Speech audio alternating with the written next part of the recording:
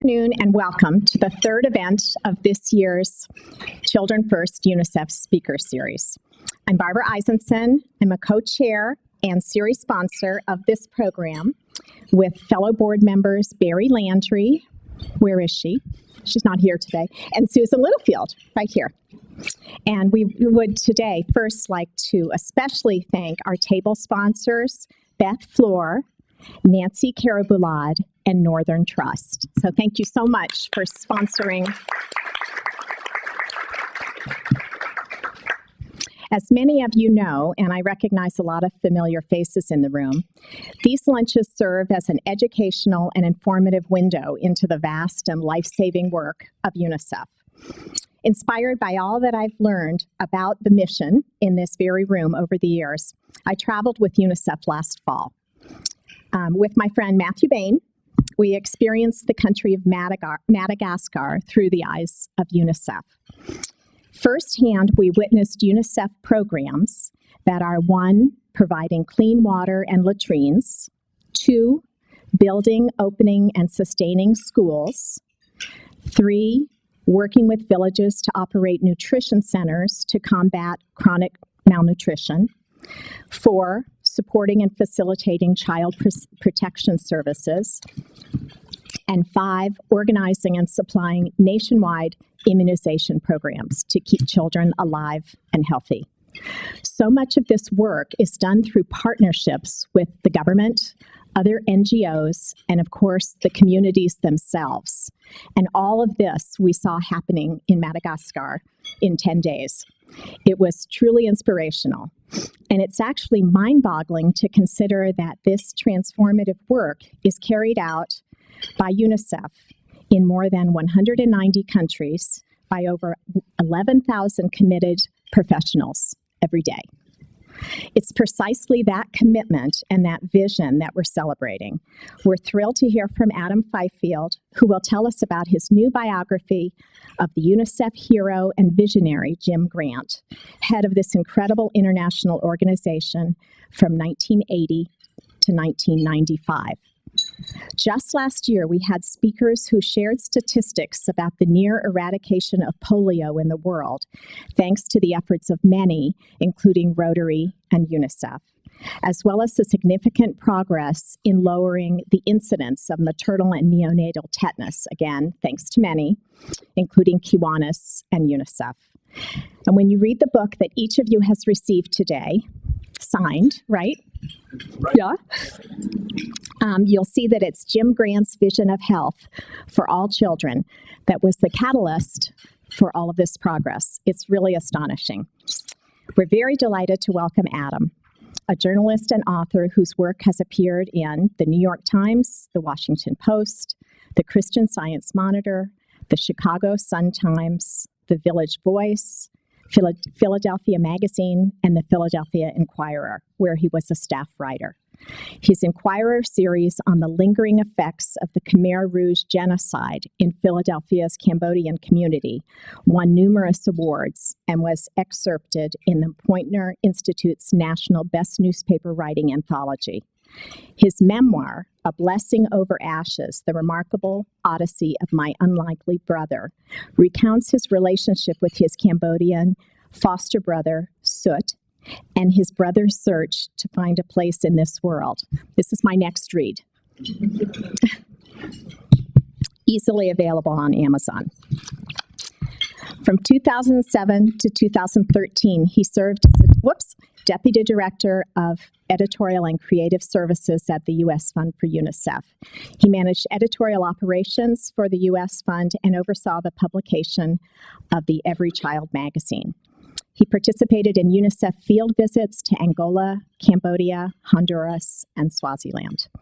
He grew up in Middlebury, Vermont, graduated from Bates College, and now lives in West Orange, New Jersey with his wife, Kathy, and his children, William and Audrey. Please join me in welcoming Adam Fifield.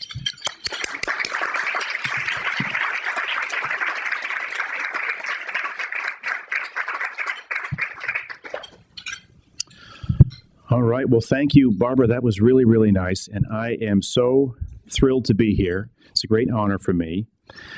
I thought that I would start by talking about some numbers, numbers that many of you are familiar with, and numbers that relate directly to the subject of my book. The first number is 16,000. That's how many children under the age of 5 die every single day on this planet. And here's the really important part. Most of them die from preventable causes. I know many of you are aware of this.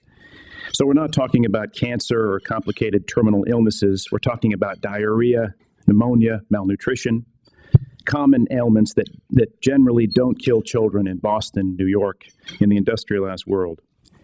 These boys and girls are dying even though the means to save them, the vaccines and medicines and food, readily exist. So saving their lives is not a question of possibility, it's a question of priority. Their deaths, which take place away from headlines and cameras and Facebook posts, amount to a quiet scandal, a silent emergency that plays out every single day. But there is room for hope, a lot of room for hope. Because 36 years ago, in 1980, the number of children under age 5 dying each day was a lot higher. It was more than 40,000. 40,000 young lives lost every single day, more than 14 million a year. So clearly, we've made major progress. The toll of child deaths has come down dramatically, and it came down despite a big surge in population. It came down despite wars, came down despite a crippling economic recession in the 1980s.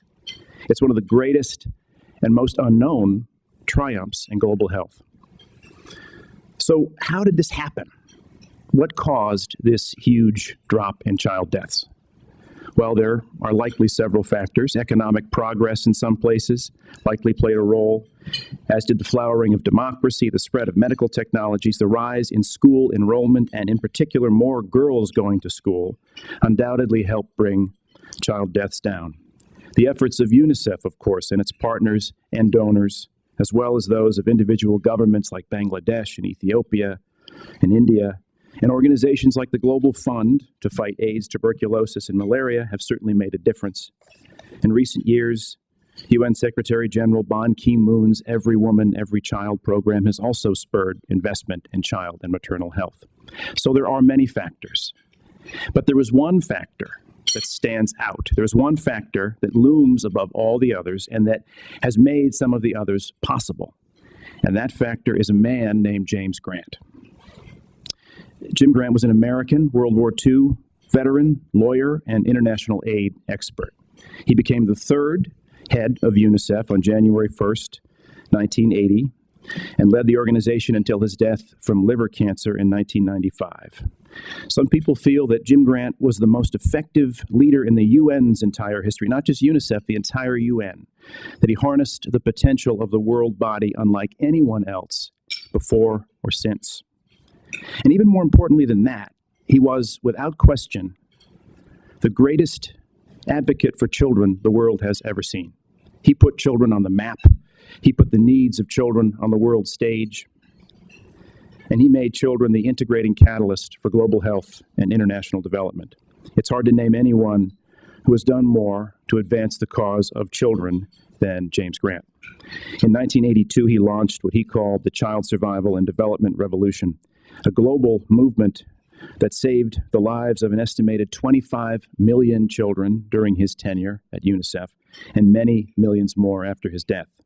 That this happened during a grievous global recession when many governments were cutting back services to children is even more astounding.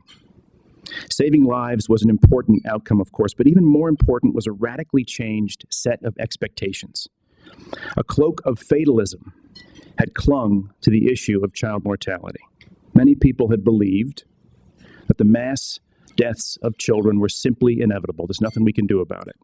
And Jim Grant proved that that was wrong. He proved that poverty did not have to be a death sentence. In the words of a former UNICEF staffer, he swept the impossibility away. So saving the lives of children was actually not his ultimate goal. Children were a Trojan horse, as he would say, a means for making the world a better place for everyone, for bringing the benefits of progress to the many and not just the few. That was his main mission, his primary goal, and by saving scores of children, he was able to prove that it was possible. And this is not even the only thing he did. Let me give you a couple of other examples. He pioneered the practice of humanitarian ceasefires in war zones so that kids trapped by conflict could receive life-saving interventions. He spurred a historic global surge in childhood immunization rates. They were in 1980 when he came to UNICEF. Immunization rates for children for the six most lethal diseases targeted by the WHO were around 20% collectively. In the space of 10 years, those rates rose to almost 80%. They were nearly quadrupled. In 1990, he convened the largest gathering of heads of state ever, at the time, the World Summit for Children, which elevated the welfare of children to an unprecedented point in history. He inspired the creation of the UN's Millennium Development Goals and the Sustainable Development Goals, and in so doing, completely changed the modus operandi of the UN and of civil society by demonstrating the power of time-bound, measurable targets. He spurred major progress in combating iodine and vitamin A deficiency. He became the most powerful promoter of the Convention on the Rights of the Child, which this country sadly has yet to ratify. But he was instrumental in making it the most widely ratified human rights treaty in history. Much of the progress in global health and development over the past 3 decades bears Jim Grant's fingerprints. All of this is a reflection of Grant's charisma and his singular drive, of course, but it's also a reflection of the agency that he led. Grant bolstered UNICEF, but UNICEF bolstered him too. UNICEF opened doors for him that he would not have been able to open by himself. He could not have achieved what he did anywhere else. The most amazing part in all this, Jim Grant is virtually unknown today, especially in his own country. His story has been lost to history. That's one reason I wanted to write a book about him. I believe his story deserves to be better known, and I believe it can help engage more people in the fight for child survival. Like most other Americans, I had never heard of Jim Grant until about 6 years ago. I was working at the U.S. Fund on the editorial team, and I came across a tattered copy, and I should have brought it with me, of an anthology of essays about him entitled Jim Grant, UNICEF Visionary. It had been published by UNICEF and was long out of print. I thumbed through the pages and was stunned by what I read. How is it that I was just now learning about someone who had so profoundly changed the world? So I decided to dig a little deeper. In the course of my research, I interviewed 86 people, many of them former UNICEF staff. Some became choked up when they talked about Jim Grant. He still seemed to exert an emotional pull on them. He was the kind of person, one staff member told me, that you encounter maybe once in your life, if you're lucky. The kind of person who gets ordinary people to do extraordinary things. I also read thousands of pages of documents and personal correspondence, and I leafed through Jim Grant's personal notebooks, which were packed with his frenzied tiny handwriting and filled with layer upon layer of Post-it notes. I actually brought one with me. To give you a sense, and this is what it looked like when it came out of the archive box. It's got layer upon layer of Post-it notes and tiny, tiny handwriting. And he also had a habit of collecting Chinese fortunes and taping them into his notebooks. So I'll read you a couple here. This one says, "You have an optimistic faith and confidence in life." The next one, "Sell your ideas, they are totally acceptable." Which is a pretty good one. And this one sums him up better than anything else. "The greatest pleasure in life is doing what other people say you cannot do." And then one last one, "The philosophy of one century is the common sense of the next," which is interesting. So I also looked through his oral history, which was compiled by his sons and his friends and based on interviews done shortly before his death. And that chronicles his childhood in China, where he was born and actually lived until he was 15 years old. And I pored over photos and watched dozens of hours of video footage of Grant in the field. And as I kept peeling back the layers of his life, I came across one incredible story after the other. Some were inspiring, but some were just zany. Let me give you one example. During a visit to Haiti, when Grant and his wife Ethel were staying at a friend's beach house, they liked to snorkel there, Grant slipped in the bedroom. The floor may have been wet, or he may have been in a mad rush, or both. Either way, he jammed a toe and broke it. The toe stuck out from his foot at a right angle, and the pain was excruciating. His friend, Dr. John Rohde, tried to reset the toe, but we could not get it fixed, he says. Grant was scheduled to meet with Haiti's notorious dictatorial leader, Baby Doc Duvalier, the next day. Getting proper medical attention meant he would miss that meeting. So he improvised. He took a tennis shoe and he cut a hole in the side of it, and then he wedged his broken toe through that hole. It stuck out about an inch, and on his other foot he wore a leather dress shoe, and then he put his suit on, and this is how he went to see Haiti's president, jutting toe and all. So when Jim Grant was determined to do something, nothing could stop him. He pushed political and diplomatic boundaries, and he pushed the clock, ringing every encounter for every minute he could, wreaking havoc on every calendar he came across. He was perennially late to meetings, meals, flights. He and his deputy executive director, Richard Jolly, even had a running competition to see who could leave last for the airport and still make the plane. Several staff members who accompanied Grant to the airport recall high-speed, white-knuckle rides during which Grant himself was perfectly calm, even relaxed. After a visit to the Philippines in the early 1980s, Grant and his chief of health, Dr. Steve Joseph, went on a screaming ride through the traffic of Manila as the driver raced them to the airport at the very last minute. I've had a number of hair-raising experiences, says Joseph, but this was the most hair-raising experience of my life. Jim, of course, was quite cool. He knew we were going to make the plane, but it was insane. I was sure we were going to be killed. Even more shocking than the ride itself, adds Joseph, was Grant's, quote, inability to accept the rest of the physical world around him. What also struck people at UNICEF was Grant's utter lack of self-importance. He talked to everyone, from heads of state to doormen to janitors, with the same level of interest.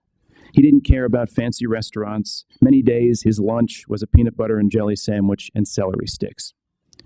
He'd rather ride in a van crammed with his staff members than in a limo. Traveling almost constantly, he brought only one carry-on and washed his own clothes in the hotel bathroom sink. Many UNICEF staff tell stories of going to see Jim Grant in his hotel room, and they'd see his underwear hanging on the lamp and his T-shirt would be hanging on the banister. His blue wash and wear Brooks Brothers suit was legendary. He would bring it with him wherever he went. To get the wrinkles out, he would steam it in the shower. He didn't have time for checked bags or dry cleaners. He was known by some on his staff as the mesmerizer. He could talk almost anybody into almost anything. That was the myth, and it was often true. According to former UNICEF staffer Agap Kayayan, Grant's eyes spoke. His persuasive power came in handy at his own agency, where he met fierce resistance at first. He made a lot of people at UNICEF uneasy. Some thought he was crazy and that he might cause serious damage to the organization. During his first 2 years, there were rumors that he was so out of touch, his ambitions so fanciful, that he would be fired. Fortunately for the children of the world, he wasn't. And he would eventually win over even his most stubborn detractors. He would also win over some of the world's worst dictators. One of them was Syria's Hafez al-Assad, the father of the country's current brutal leader, and perhaps even more ruthless. I'm going to read you a quick passage that recounts Grant's meeting with the elder Assad, and the story comes courtesy of former UNICEF staffer Steve Woodhouse. Dressed in military fatigues, al-Assad greeted Jim Grant with a reserved handshake. They sat side by side in slightly angled chairs. Woodhouse and al-Assad's aides sat behind them. Interpreters lingered nearby. Coffee was served in small cups. With a big forehead, sharp chin, thin mustache, and a stern bearing, al-Assad did not give away much. He wore a placid poker face, Woodhouse recalls. As he looked at his dour host, Grant's face began to glow with sudden intensity. He was almost like a madman, says Woodhouse, with the eyes of a Rasputin. Then, without any warning, he let loose a whopper. Mr. President, he said. How would you like to beat the Turks? There was a tinge of mischievous excitement in Grant's voice, as though he were asking the president of Syria to help him pull off a really great prank. Al-Assad's poker face thawed instantly. His gaze snapped sharply onto Grant. Woodhouse was shocked and appalled by what his boss had said, but he also understood that objective number one had been achieved. Grant had commandeered the president's attention. Now he had to keep it. Al-Assad finally replied, I thought you were the UNICEF executive director. In other words, isn't that a wildly inappropriate thing for you to say? Sounding perturbed, he added, What do you mean, do I want to beat the Turks? Grant first answered, Yes, I am. Then, without missing a beat, he told Al-Assad that your former colonial master during the Ottoman Empire days had recently immunized the majority of its children against several killer diseases. He likely smiled, his quick gotcha grin, then continued. Beginning his sentence, I'm sure, Mr. President, he egged al-Assad on and said he knew he could do even better than Turkey. Reminding Syria's dictator of the country's former overlords was risky at best. Such a tart comment could have gotten Grant and Woodhouse thrown out of the country. What of the immunization campaign then? But al-Assad did not throw them out or react at all adversely. Instead, he listened. Grant began to describe what Turkey had achieved, how such a big country had mobilized its entire population against considerable obstacles. At the time, according to WHO estimates, immunization coverage for 1-year-olds in Syria was between 27 and 29% for polio, measles, and the third dose of DPT. For the tuberculosis vaccine, it was higher at 53%.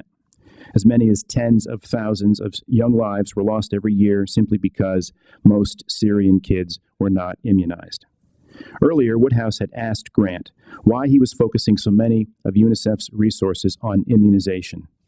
Grant cited a lesson he had learned while working for President John F. Kennedy as Deputy Assistant Secretary of State in the early 1960s.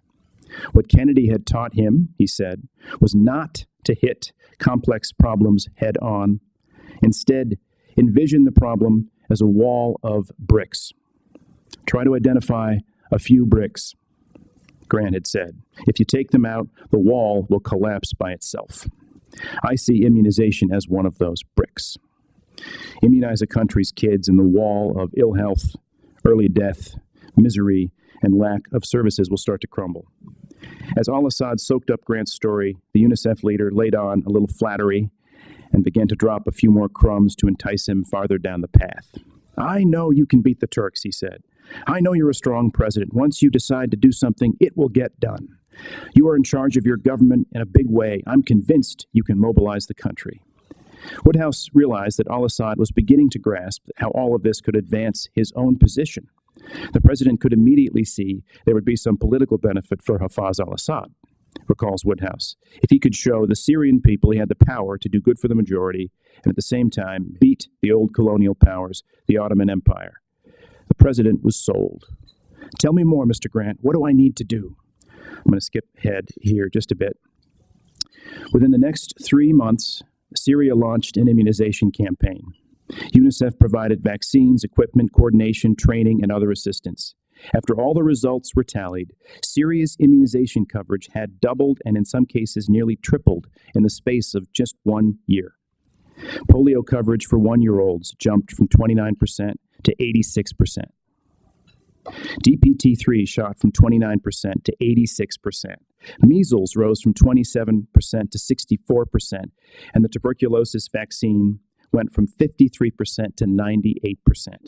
In nearly every category except measles, according to 1986 WHO estimates, Syria had done just what Grant had suggested. It had beaten Turkey. For measles coverage, the countries were exactly tied at 64%.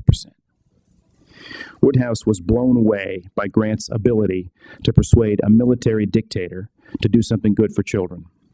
His boss's strategy, Woodhouse learned, was not to appeal to global leaders' compassion or empathy, but rather to identify their concerns and then piggyback UNICEF's agenda on those concerns.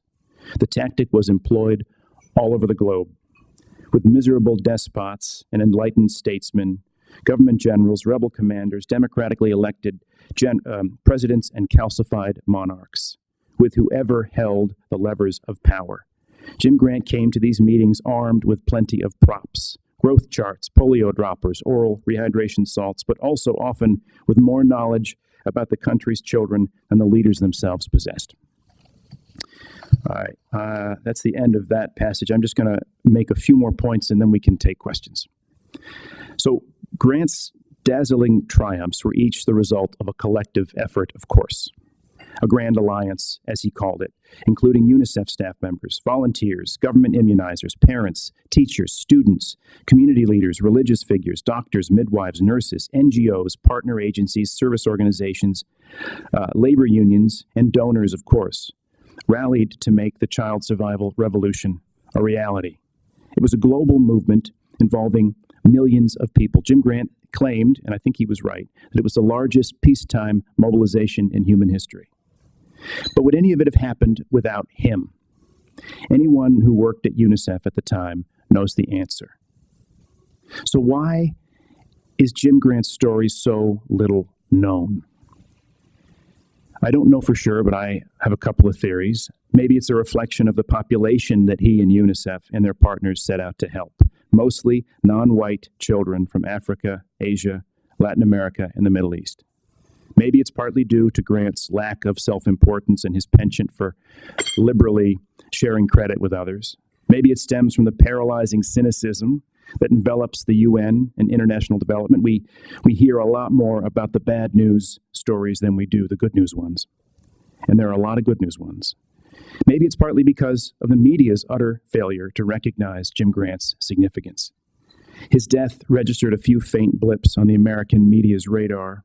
One of his admirers, activist and consumer advocate Ralph Nader, penned a column noting that Grant's obituary in the New York Times was short and buried deep in the paper. A few days later, the Times devoted a major front-page story and editorial to the passing of playwright George Abbott.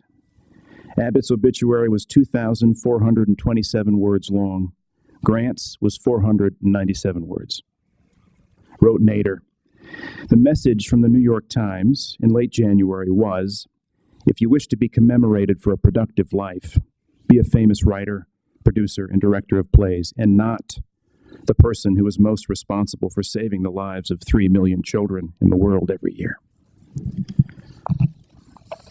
So, what can Jim Grant still teach us? There are many important lessons, according to former UNICEF people, veterans like Kul Gautam and John Rhodey. Among them, don't underestimate the motivating power of big, audacious goals. Make sure those goals are time-bound and measurable, and make sure you follow up. This is where Jim Grant's influence really kicked in. He was a shameless pest. He was an irritant. He would relentlessly, shamelessly hound world leaders, badger them until they produced results. He sent follow-up letters repeatedly to make sure that the world leaders that he met with would do what they had promised to do. Focus on simple, affordable, and as Grant would say, doable solutions. There are many such solutions out there today that are still not being used widely enough. Build a grand alliance, a global partnership, all working for the same goal. And then lastly, keep children at the center of the international development agenda. If you look at the discussion about the Sustainable Development Goals, children are not mentioned that much, unfortunately. And the survival and well-being of children is a linchpin for so many other things. I think there is one other lesson that is perhaps even more basic. The world needs another zealous advocate for its youngest citizens. Someone who is shameless, someone who won't give up, someone who knocks on the doors of world leaders and whispers in their ears, put children first, put children first. The world needs another Jim Grant. And that's it. Thank you. So, thank you very much. I'm happy to take any questions that you might have. Yes.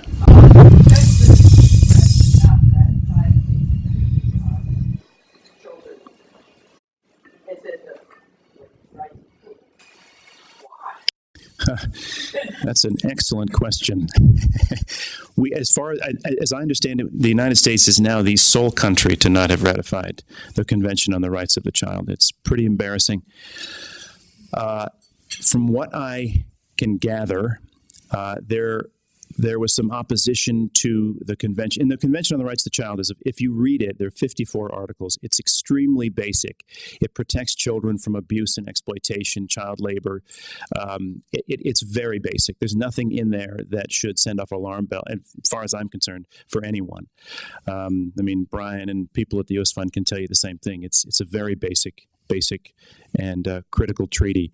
I think there was some opposition because some members of Congress felt that it would infringe on parents' rights to discipline their children. There was some opposition because the Convention on the Rights of the Child prohibits the death penalty for minors. It prohibits the execution of anyone under the age of 18, which seems like a reasonable thing. And there was some opposition to that. And I think there was just some opposition. Some members of Congress felt that the UN was telling us how to raise our kids and what we should do. But really, the opposition, as far as I'm concerned, is nonsense. The last chapter in the book includes a scene at Jim Grant's memorial service, his very last act. And he worked until the minute, as I describe in the book, until the minute he died, he was working. The last hour he was alive, he was hallucinating. He thought he was in a UNICEF board meeting, and he was talking to the board. So his thoughts were not on his own family or on his wife. They were on UNICEF until the minute he died. It was an amazing thing. But about a day before that, he had gotten a letter from President Bill Clinton, who was president at the time, congratulating him for everything he'd done, and he used that letter as a final point of leverage. He sent a response to Bill Clinton and requested that he sign the Convention on the Rights of the Child. And his thinking, Mary Cahill, his executive assistant, told me this: how can Bill Clinton refuse a dying man's last request, right? This is Jim Grant's strategy, right? And so he wrote the letter, and Mary Cahill faxed it to the White House. And then Jim Grant died the next day. He never lived long enough to hear the response. But about 2 weeks later, at his memorial service at St. John the Divine in New York City, then First Lady Hillary Clinton spoke. She was one of the featured speakers, and she announced to the 2,000 people that had gathered to honor Jim Grant that the Clinton administration would sign the Convention on the Rights of the Child. And they did sign it. They signed it, but Congress needs to ratify it. The Senate needs to ratify it for it to take effect. So who knows, if Hillary Clinton becomes president, maybe that'll happen. But so that was the very last thing that he did. Yes.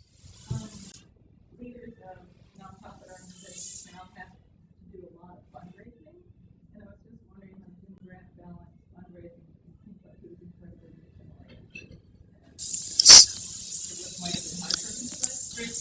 Oh no, he was a master fundraiser. That's a good question. He made it a top priority. UNICEF's budget nearly quadrupled under him. It went from about 300 million to more than, and now it's, what is it, about 5 billion, 4 or 5 billion? So it went to from about 300 million to 1.2 billion or so under Grant. And he made fundraising a big priority, and he would take money. Some people, he took money from organizations like Exxon, and he took money from oil companies, and I think that was somewhat controversial at the time. But he made it a huge priority, and he tasked several people at UNICEF with identifying opportunities for him that he should pursue. But he did make it a very, very big priority and spent a lot of time on it. Yeah. Anyone else? Yes. In this day and age, when so many people are, when video is such an important influence in social media, I'm wondering if anyone has approached you about turning your story into a movie or something that might bring more people along, that introduce is Jim Grant your wife on this? That's a great question. George Clooney, you think, could play him? I don't know. Brad Pitt? Oh, I was a theater major in college. No, I'd have to shave my beard. I can't do that. We have had discussions about that, but nothing concrete yet. My literary agent has a co-agent that works on Hollywood movies, and this agent just sold the movie. It's a Tina Fey movie based on the book The Taliban Shuffle, and I can't Whiskey Foxtrot. Have you heard of this? Whiskey Tango Foxtrot? Yeah. So he is looking at possibilities. Yeah. I could see it. I could see it as a great. I mean, Hollywood would probably sanitize it somewhat, but I could see it as a great movie. And it's a story. Again, it's a story people don't know, so it would be surprising to a lot of people, and I think interesting to them. And that's a good question. Yeah. Yes. Does his wife carry on? So his first wife, Ethel, died in 1998, and I have a chapter about that. It was a very tragic episode. She died in India. He had a rare day off, and he met her, and his son lived in India at the time, and they went to see the Taj Mahal. And in the hotel lobby, she had a heart attack. And they spent the next 4 hours, John Rhodey, his doctor friend, was there with him, driving around Agra trying to find a defibrillator, and they could not find one anywhere.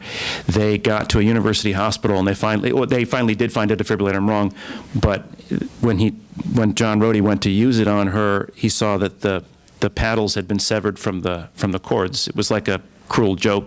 They could not find. They went to the first place they went to was a cardiologist's office. This gives you a sense of the quality of healthcare available in some of these places.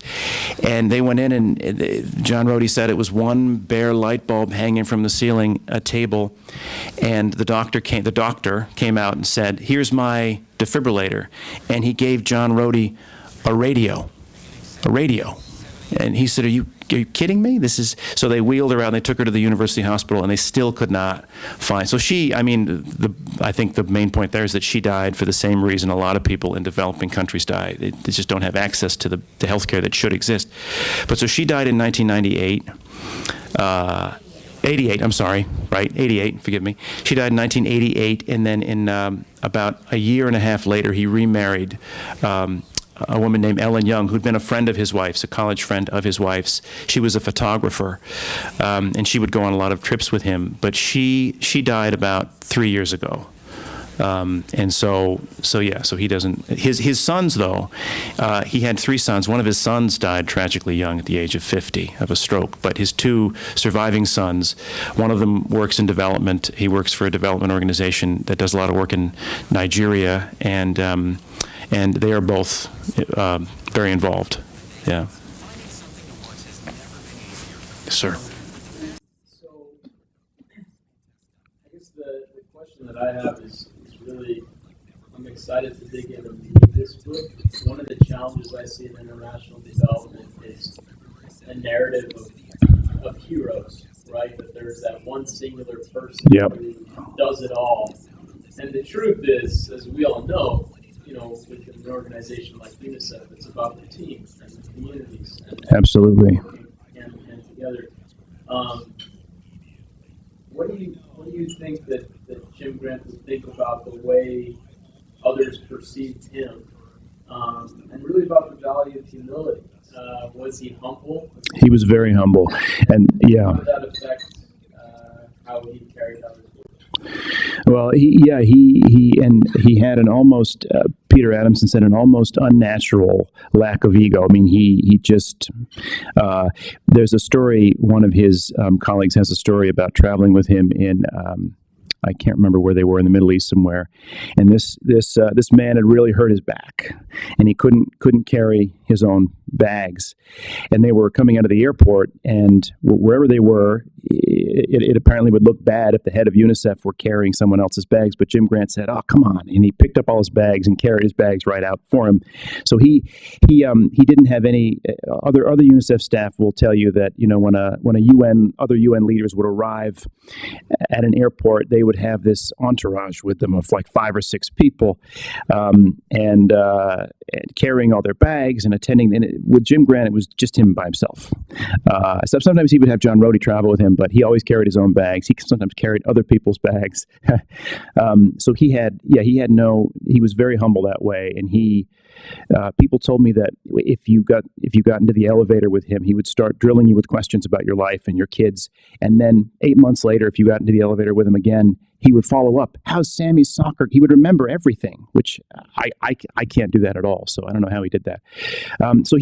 He was a very he obviously had a lot of self-confidence to do what he did, but he didn't have much of an ego, and he was not at all an arrogant person. He was very humble. I will say, to your point, that the success of many development initiatives is a huge collective effort. And I think actually this book will show that, because I describe how in El Salvador, for instance, it was Jim Grant's idea to stop the war so that kids could be immunized there. It was a historic thing. But it was a whole team of people on the ground, including several members of the Catholic Church, that actually put it into practice, and several members of the FMLN that worked with him. And it was a huge team effort, and all of them were pivotal to it. So I hope that comes across in this book, that it's not just one person, not just him by himself. I mean, it really millions of people helped him do this, and a lot of very dynamic people at UNICEF were absolutely pivotal. Without you'll read in the book about a Burmese man named Dr. Nini, NYI, who was sort of Jim Grant's enforcer, or his hatchet man, so to speak. But he would go when a country would set an immunization target. He would go to that country, and he was ruthless. Some people felt he was a bit too intense, but he would make sure that the reps were doing everything they could possibly do to make sure those immunization rates were as high as possible. And Richard Jolly, who was Jim Grant's in-house economist, and confronted the IMF and the World Bank over their structural adjustment policies, which were really, really destructive in the 1980s. And that was Richard Jolly's initiative. Jim Grant gave him the leeway to do that, and sort of, I think Jim Grant helped raise a lot of awareness for that issue. But Richard, so there were a lot of very important people that worked with him, and Mary Rosellis, and she was a Filipino who did amazing things as the head of I think she was the head of the North Africa and Middle East section of UNICEF. And hopefully the book will get across that it was indeed a team effort, and as with any important development initiative. Yeah. Yes. You mentioned one story about the JFK and the brick wall, and take out a couple of the bricks. Yeah. What else do you think in Jim's upbringing or history before UNICEF was a major influence on who he was? I mean, he was a veteran, but were there any other major influences or influences? Yeah, that's a great question. There were several, I think, that I have learned about that seem to have been pretty formative for him. He was a great admirer of JFK. I think many people said he really believed in him, unlike many other presidents that he. Oh, and I think he really liked Jimmy Carter as well. I should add he really and I should say Jim Grant. This is sort of an interesting side note, and then I'll mention those other things. But Jim Grant was a Democrat, but he went out of his way to not tell people that.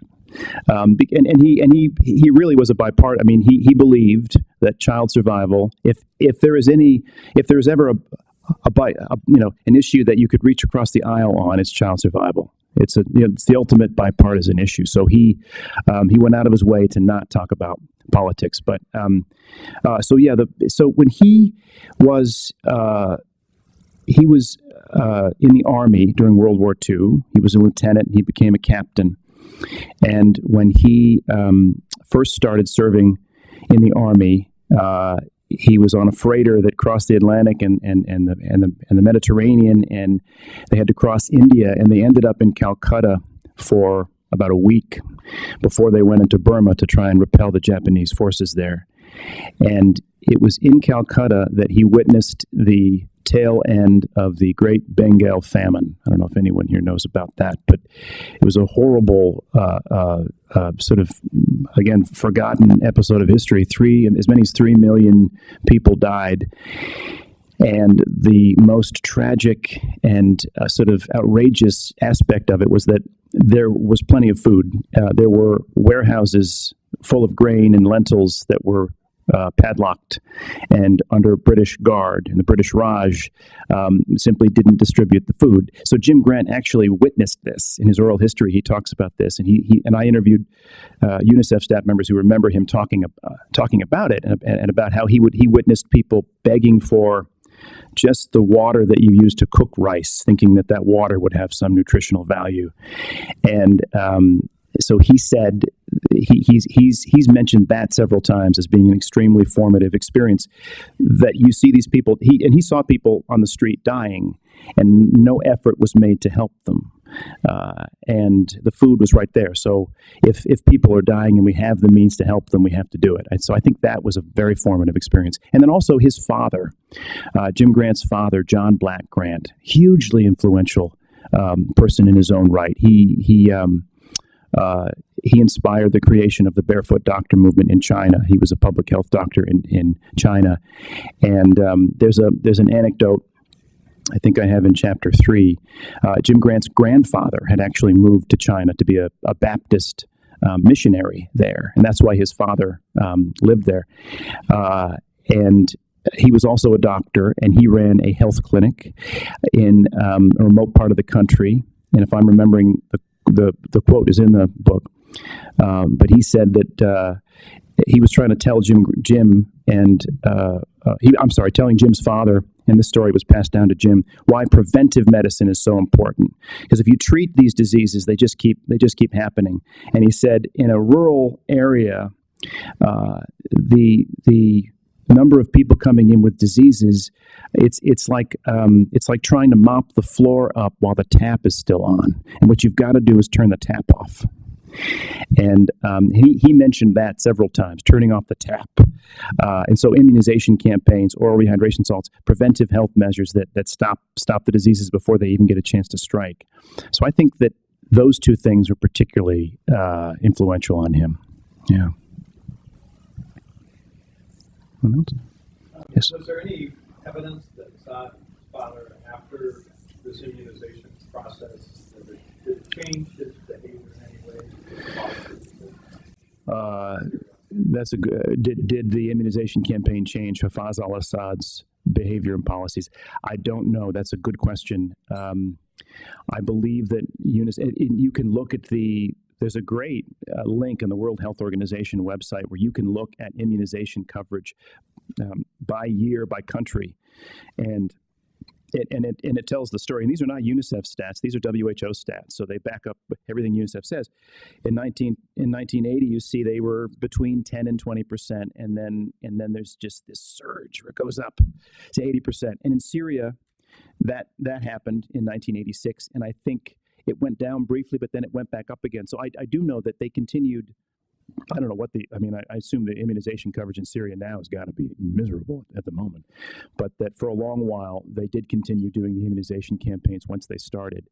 But I don't think, as far as I know, I don't think that this changed. It made Hafez al-Assad a better guy. I think he was a pretty unfortunate guy long after that. Yeah. Yeah, you good? Okay. Thank you very much.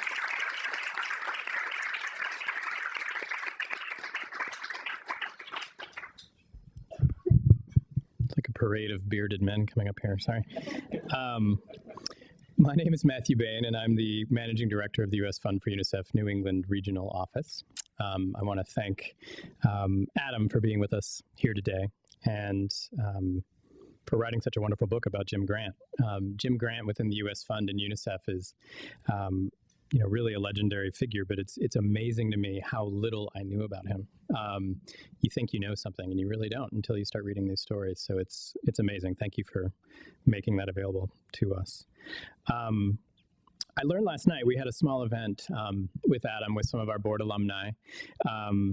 And I learned that at least 3 of our board alumni had met Jim Grant and had a real impression of what an amazing person he was. And I learned that he was, quote, larger than life, a presence who filled a room, and always demanding of the highest and best effort, to use some of the quotes. And one of them recalled in particular that if they were going to do an event, which they did around the World Summit for Children in 1990, the only event outside of New York that was happening, that Jim Grant was on this conference call and said, well, if you do it, you better get it right, very clearly, very forcefully, and just wanted to make sure that everything that UNICEF did was done right and in the best possible way. So as you heard from Adam's talk, Jim Grant took this organization to a new level of effort, focus, and effectiveness, and with this new UNICEF, really changed the way that the world sees its children. It's really mind-boggling, truly mind-boggling to think about how much he did and how many lives he saved in partnership with everyone. As Adam writes in the book on page 41, when he started, Jim Grant learned that UNICEF's primary strength is in the field. It's in the programs, the people, the on-the-ground presence in what is now 191 countries around the world. This is still true today. UNICEF really does everything for children pretty much everywhere in the world. And as Barbara mentioned in her introduction, she and I saw this strength and power of UNICEF in Madagascar in October. I know so many of you have seen it on other trips.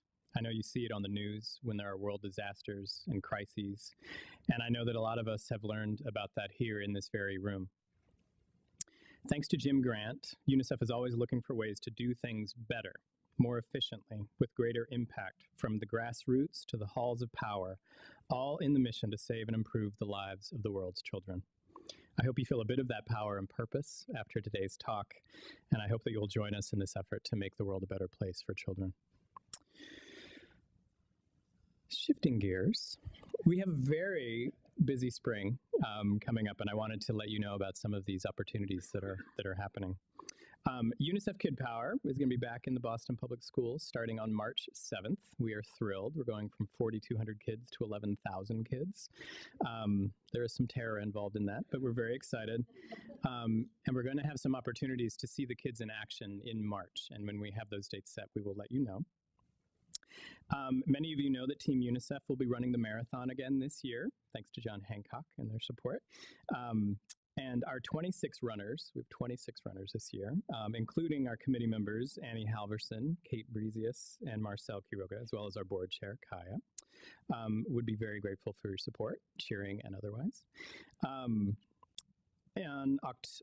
April 29th, our final series event will be happening here in this very room, and will feature Kim Phuc, who you will remember as the little girl running from the napalm in that iconic photo from the Vietnam War. She will be speaking about her personal experience and about children in conflict zones. It's really a unique and amazing opportunity for us to be able to welcome her here, and I hope you will join us. And finally, on June 2nd, we're going to have our Children's Champion Award dinner at the Castle here in Boston, where we have the great honor of honoring Pedro and Carolina Martinez and our own Kaya Miller Goldstein. Save the dates. Yay! Save the dates will be arriving next week, so be on the lookout for that. I want to thank and acknowledge our committee co-chairs, Barbara Eisenson, Susan Littlefield, Barry Landry, who have done so much to make these events so successful, and for sponsoring the series again this year. Thank you. I want to thank again our table sponsors for today's event, Nancy Carabulad, Beth Floor, and Northern Trust. Thank you very much. And finally, many thanks to you for being here today. I hope that you've enjoyed today's lunch and that we'll see you at some of our future events here in New England. Please feel free to stay around, enjoy the coffee, the cookies. They're fabulous. And I hope you have a great day. Thank you very much.